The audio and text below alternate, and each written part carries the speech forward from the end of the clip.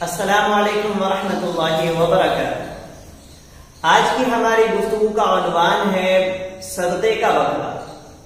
بہت سی مرتبہ ایسا ہوتا ہے کہ جب گھر میں کوئی بیمار ہوتا ہے یا گھر میں کوئی مصیبت اور پریشانی آتی ہے تو لوگ بکرا صدقہ کرتے ہیں۔ تو یہ جو بکرا صدقہ کیا جاتا ہے اس کی کچھ شکلیں ہیں۔ پہلی شکل یہ ہے کہ بعض لوگ یہ سمجھتے ہیں کہ گھر میں جو بیمار ہے تو اس کی جان کے بدلے میں بکرے کی جان کو صدقہ کر دیا جائے، تو اس کو کہا جاتا ہے جان کا بدلہ جان کے ذریعے نکالا جائے، جان کا صدقہ جان کے ذریعے نکالا جائے۔ یہ جو شکل ہے یہ جائز نہیں ہے، اس کو چھوڑنا اور اس کو ترک کرنا واجب ہے۔ اور دوسری شکل یہ ہے کہ اگر گھر میں کوئی بیمار ہے یا کوئی مصیبت ہے یا پریشانی ہے تو جس طرح ہم دوسری چیزیں صدقہ کرتے ہیں، پیسہ صدقہ کرتے ہیں، کھانا صدقہ کرتے ہیں یا گیہوں صدقہ دے رہے ہیں یا کوئی اور گھر کی چیز صدقہ دیتے ہیں، اسی طرح سے ہم نے بکرا یا بکرے کی جگہ کوئی دوسرا جانور صدقہ کر دیا، تو اس طرح صدقہ کرنا یہ جائز ہے کہ جس طرح ہم دوسری چیزیں صدقہ کرتے ہیں اسی طرح سے بکرے کو صدقہ کر دیا۔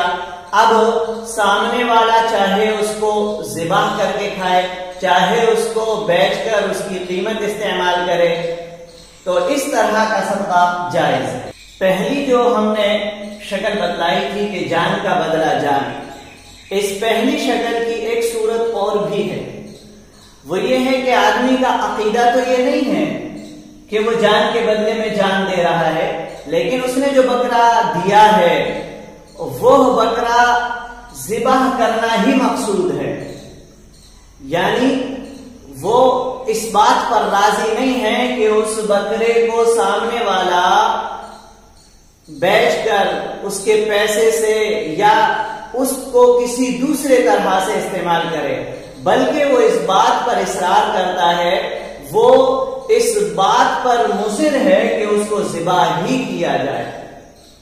تو اگر صدقہ کرنے والا ذبح کرنا ہی اپنا مقصد رکھتا ہے تو یہ بھی اسی شکل میں داخل ہوگا، جان کے بدلے جان میں۔ تو جس طرح پہلی شکل جائز نہیں ہے اسی طرح یہ شکل جائز نہیں ہوگی۔ البتہ اگر وہ اس پر راضی ہو جاتا ہے کہ اس کے بدلے مارکیٹ سے گوشت لا کر کھلا دیا جائے، یا یہ کہ جس کو صدقہ کیا ہے وہ اس کو جس طرح سے چاہے استعمال کرے، تو پھر یہ دوسری ہی شکل ہے، اس میں گنجائش جائز ہے، کوئی حرج نہیں ہے۔ اب یہ مسئلہ رہ جاتا ہے کہ صدقے کا گوشت کون کھا سکتا ہے، تو اس کا جواب یہ ہے کہ یہ دیکھا جائے گا کہ وہ صدقہ نفلی ہے یا واجب ہے۔ تو اگر وہ نفلی صدقہ ہے تو اسے کوئی بھی کھا سکتا ہے، لیکن بہتر یہ ہے کہ گھر والے نہ کھائیں، یہ بہتر ہے۔ کھا تو سکتے ہیں لیکن نہ کھانا زیادہ بہتر ہے۔ اور اگر وہ واجب صدقہ ہے، نظر مانی تھی کہ اگر میرا فلاں کام ہو گیا تو میں یہ چیز صدقہ کروں گا یا بکرا صدقہ کروں گا یا اتنا گوشت صدقہ کروں گا وغیرہ وغیرہ، تو اگر یہ واجب صدقہ ہے تو جو صاحب نصاب ہے، یعنی جس پر زکوٰۃ واجب ہوتی ہے یا جس کو زکوٰۃ دینا جائز نہیں ہے، وہ لوگ نہیں کھا سکتے۔ اسی طرح گھر والے بھی نہیں کھا سکتے۔ جو شخص صدقہ کر رہا ہے نہ تو وہ خود کھا سکتا اور نہ ہی اس کے اصول کھا سکتے، نہ ہی فروع کھا سکتے۔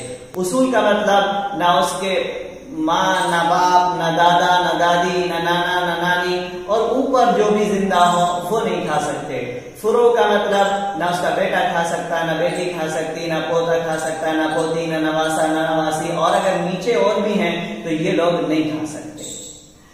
جو شخص صاحب نصاب نہ ہو صرف وہ کھا سکتا ہے صدقہ واجبہ۔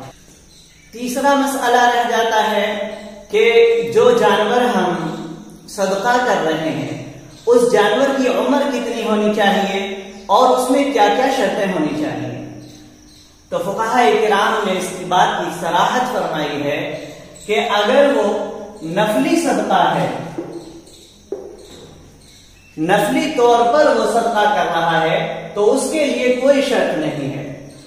ना तो ये शर्त है कि बकरा है तो 1 साल का होना चाहिए, या पाड़ा है तो 2 साल का होना चाहिए, या इसी तरह से जो कुर्बानी में और दूसरी शराइत होती हैं उनमें से कोई भी शर्त यहां नहीं है। लेकिन अगर वो वाजिब सदका है, नजर मानी थी कि अगर हमारा फला काम हो गया तो हम ये जानवर सदका करेंगे, तो अगर वाजिब सदका है, नजर माना हुआ सदका है, तो फिर उसमें वो तमाम शराइत जरूरी होंगी जो कुर्बानी में जरूरी होती हैं। कि बकरा है तो 1 साल का होना जरूरी है, और भी तमाम ऐबों से पाक होना जरूरी है। इसी तरह से अगर कटरा है यानी पाड़ा है तो 2 साल का होना जरूरी है। तो जो शराइत कुर्बानी में जरूरी है वही शराइत वाजिब सदक़े में होंगी, लेकिन नफली सदक़े में कोई भी शर्त जरूरी नहीं।